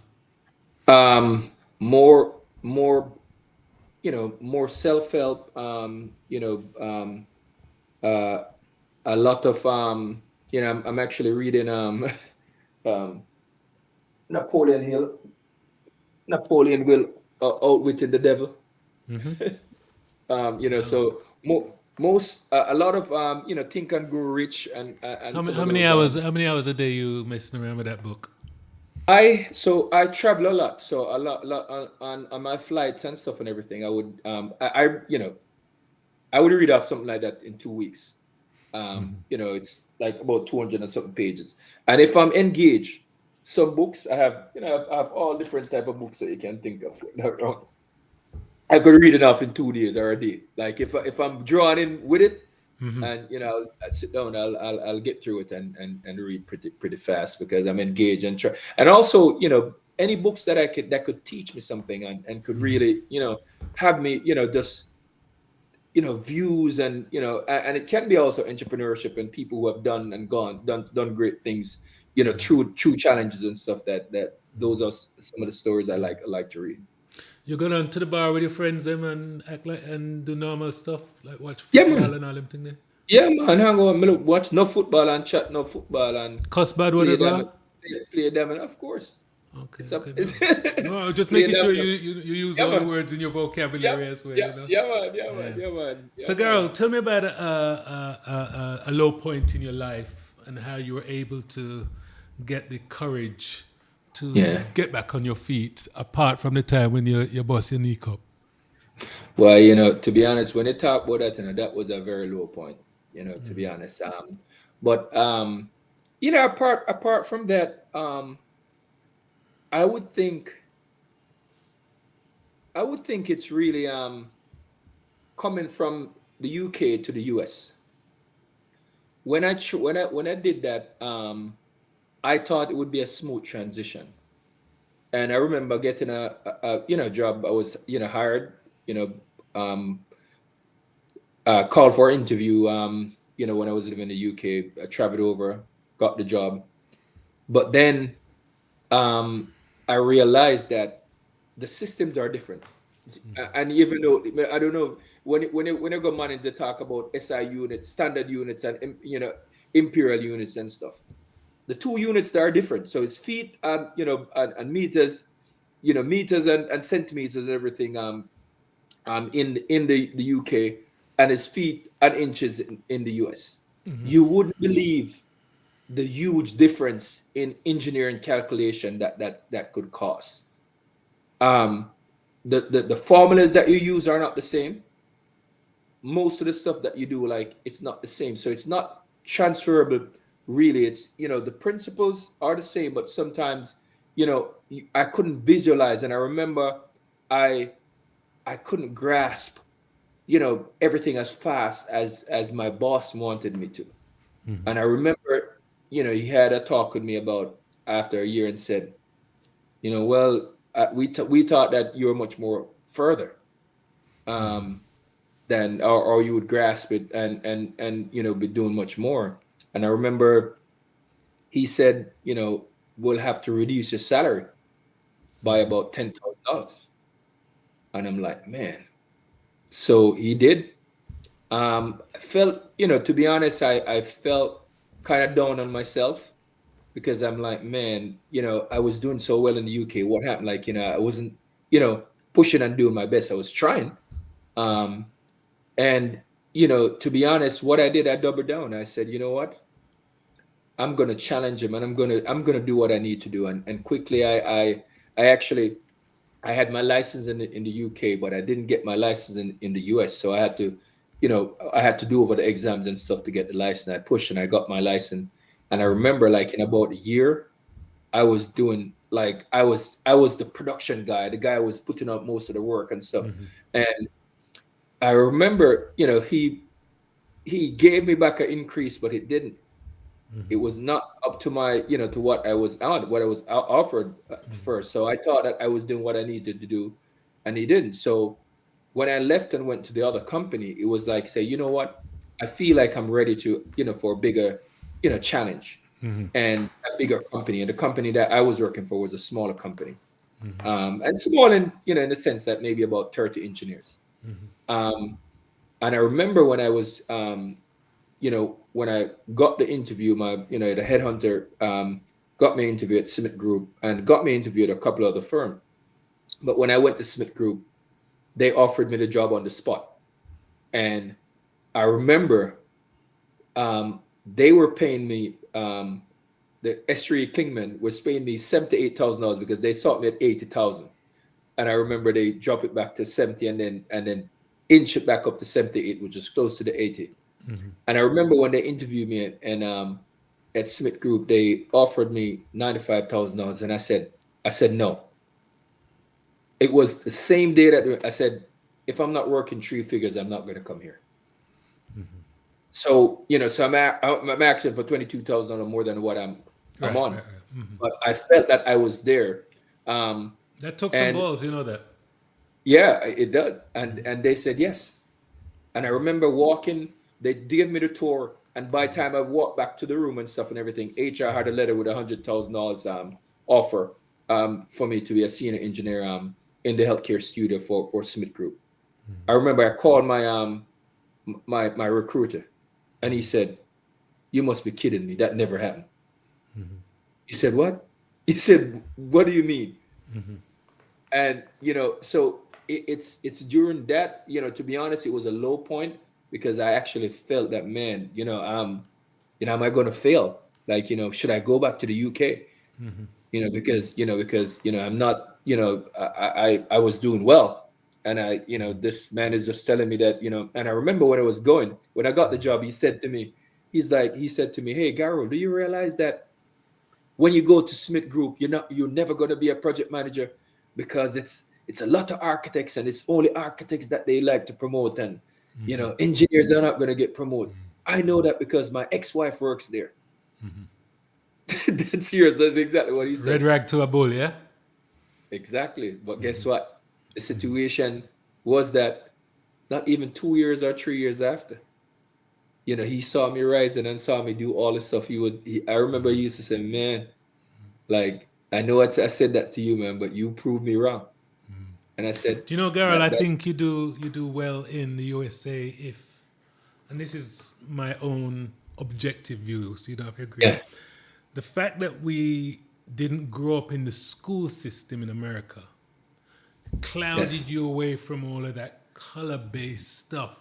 Because when you live yes, in England, you just have to get over it quickly because yeah, it's not. yep, We didn't have the strength to fight the system in England, so you yes, get over it true, really quick. So when you go to true, America, a lot of the fight is done. You didn't, yeah, you know what I mean. So when you true, hear DEI, you're looking around and says, DEI, I've done this on my own. You know how hard I've been yeah, working for this, and now you're trying to say I got something because of my color. How dare you? yeah, You know. So true, and I'm wondering because yes, listening to you, your story is very similar to how I see movement. You know what I mean? Yes, And I yes, notice you yes, don't use color. The only time you yeah, use color is when it's about helping and uplifting. yes, But you yes, never you look at the color business in a negative. Me I use it and broke me to a yeah, foot and them yeah, not yeah, like me and we not like them and all of them kind of stuff there, you know. So that's yeah. No, it's never, refreshing. It's never. refreshing, you know. No, Boy, oh yeah, boy. and to be honest, I think that's something that we must all, try to, because we're from Jamaica. We never see color when we're in Jamaica. We don't even understand what that means before we step our foot on a plane. You know what I mean? We lift up. You remember when you used to see people, white people, and Negro, you're like, yo, we like them people. They're cool. So it's like, it's not, so it wasn't that situation. So, and to be honest, I think what we have to do, and I would empower us, show it as black people. I think we have to understand that, yes, we went through, years of trauma. We went through different challenges with respect to slavery, but we have to understand also that, we are still a minority, and what we need to do is to put our heads down and work hard. We understand that the systems sometimes it's set up as against us in terms of where we're coming from, communities, that don't have access to, to some of the stuff that other, people have access to. But it's still, you still can get ahead because other people has done it. And I think what we need to do is where we can mentor and where we can, pull back. It's funny. I was just describing, I was talking to my project manager for my new book, and he said to me, "What type of graphics do you want in the book in terms of for the chapters?" And I said, "I want a graphic of someone climbing, like me climbing a hill, and in the middle or closer to the end, I want to be on the top of the hill or top of the mountain, and then to the closer to the end of the chapter, I want to be reaching down to be helping and Right. showing somebody that I'm pulling up as with me." And that's exactly how I think that we should do, and continue to empower each other. And when we reach to that level, is that, remember that you should reach back and pull some people up with you. I really what I find really warm is the fact that you, even though you know the existence of racism and where it blocks us, as far as you're concerned, you know, Yes, to get through the landscape, you have to ignore the pitfalls and yes, step on those snakes and go across the river. But at the same time, you appreciate, yes, you know, I have to help my brothers. yes, And yes, that's powerful because I don't believe you can go forward in hate. You know yes. what I mean? No, no, yeah, you're And right. be reaching back. No, because Yes, no, you true. talk to some people, and if you think of the people that really helped you in your career, really Yes, helped you or may have done something for you, a lot of yes. times it's not people that look like us. No, true, true. Okay, It's no, that for it's real. that It's true. unassuming person that if you saw them Yep. out, you'd probably say they were racist.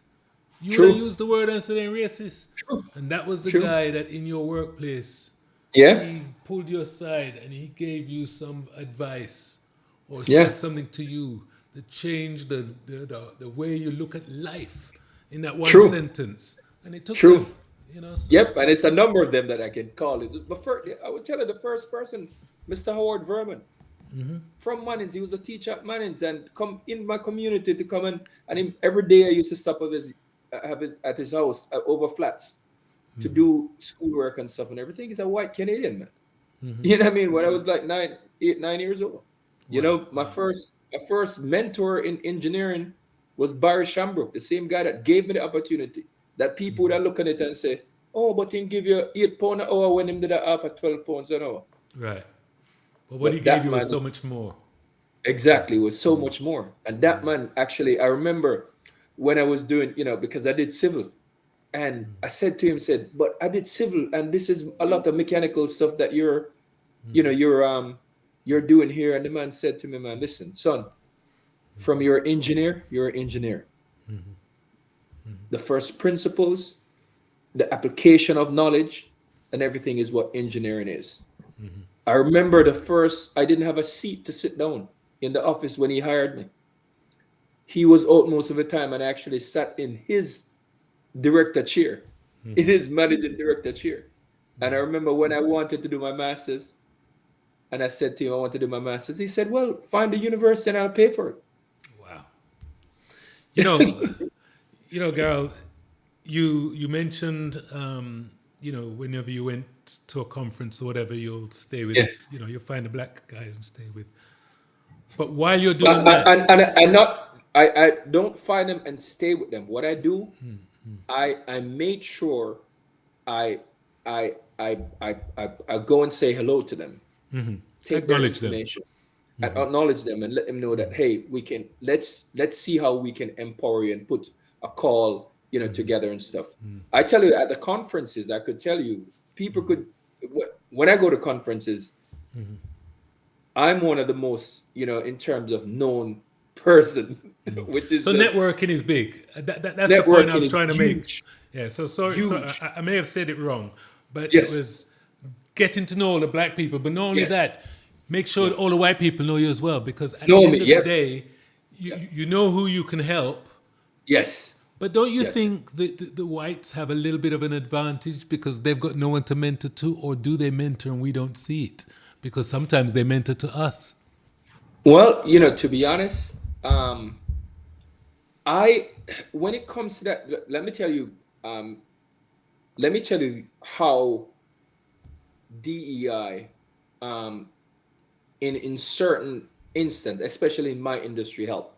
There was a time when I was actually part of the first DEI committee for American Society of Healthcare Engineers. There was a few females, there's a couple, black people, like myself, and there was a white guy that was actually leading the whole thing. Like that guy, magic. That guy did, so much stuff. And what we were trying to change is that in the leadership and all the board members of ASHI and most people that was on the board and everything that were getting fellow were all old white men. Like that's just what it is. Not no woman, no black people. That's just how it is. So in the advent of the we came together and decided that how can we empower and show the way for some people and understand how they can rise to the organization. And that's what I talk about with actually getting your senior, because it's really education. And you're right, and mentorship.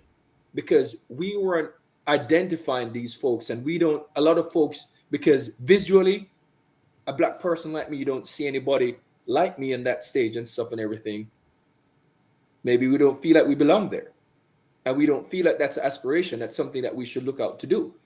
But creating the framework, for female, for Indians, for everybody to say, hey, we're going to create a framework and we're going to add, hey, these are somebody you should be looking to leadership. Is that something that you ever think about?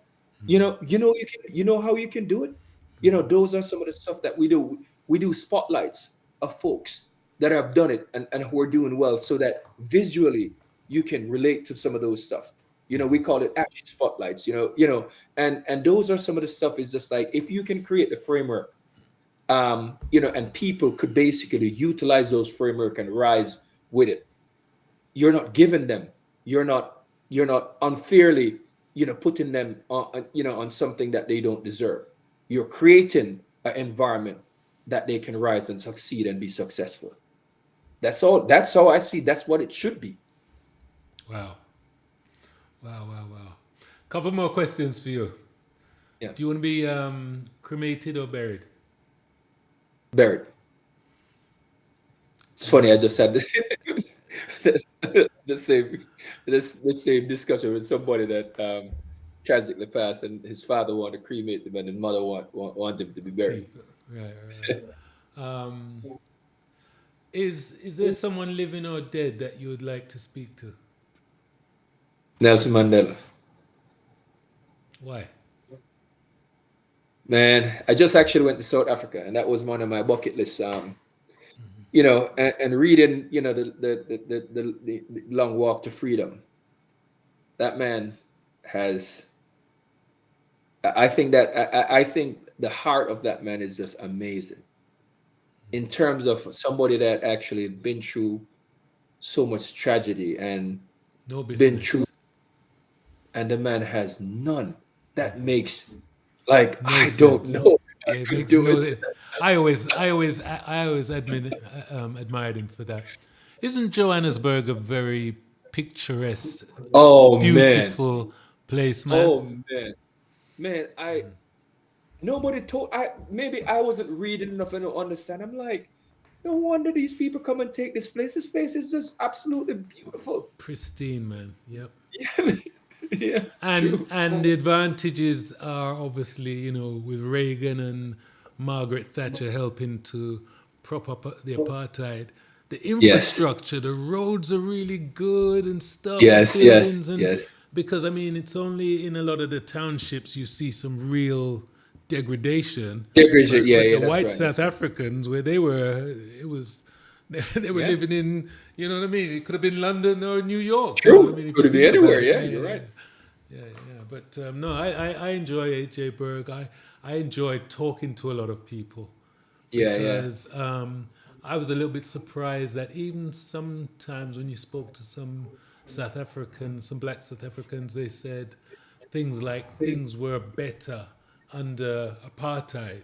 It's just a yeah. mentality because they're Yeah, thinking yeah, they yeah, always had work, but yeah, during the adjustment, it obviously, the employment isn't going to be just like that. You know what I mean? yeah, yeah, When yeah, they could go and get a job working, being a nanny, or do just yeah, being, yeah, yeah. and they thought that was at least we had a job. But now Yes, yes. we're under pressure. So, yeah, man, yeah, man.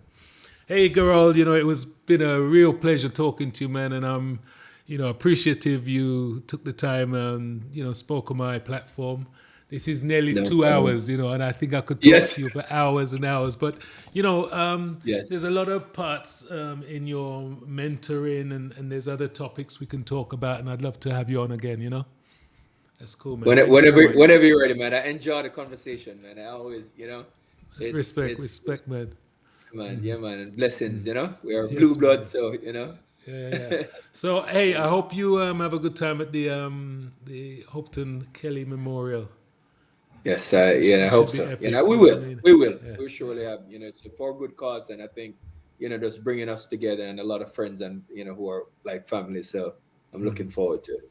All right. Cool runnings, my brethren. All right, Thank blessings, you, man. sir. All right. Big up Cool. yourself, Roger. All right, thanks.